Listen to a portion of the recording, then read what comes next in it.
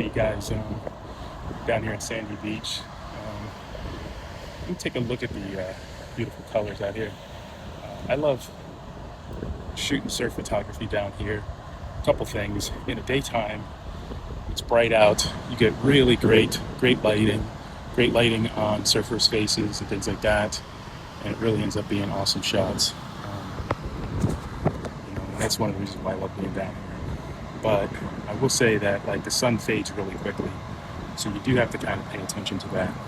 And really, when you're looking at that Cocoa Head, which is right here behind me, when that sun starts to set behind Cocoa Head, that's when you run into the problems with lighting, and it becomes really difficult to light your subject. So that's where positioning matters. So I actually will start down chamber side, that's the farthest side down opposite where I'm at now, and then I'll work backwards.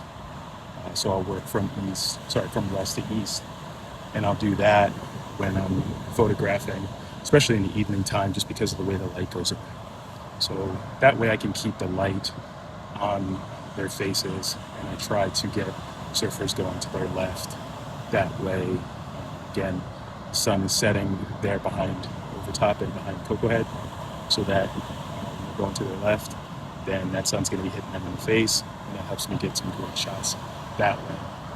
Of course, in the morning, it's the opposite, where you want to shoot east to west by shooting west to east. So late in the afternoon, west to east, and early in the day, you'll be shooting east to west. And you're looking for action that's coming towards you, and that's going to beat that lateral movement too, and also kind of slows down their movement and allows you to better capture them and focus. And I'm shooting with the A7 IV, and I'm shooting with the 70-200, and I think that that's a great lens. Although when the lighting gets like this, although my phone can catch it pretty well,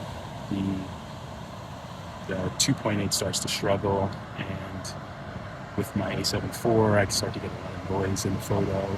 And I know that there's denoising, there's luminance, and all those other things you can change. Try and get some of that grain out of there, try and get some of that noise out of there. But when you're doing surf photography, it just really takes away a lot from the photos. So from the photos or from the videos, if you're trying to take out a lot of the noise. So I think avoiding it in the beginning matters a ton, especially with anything that's movement. And that goes the same for sports. I see that in football. The darker that it gets and the noisier that the images are, the more you try to take out, the worse that photo is going to look. It's just, I believe, gets worse when you're doing action. So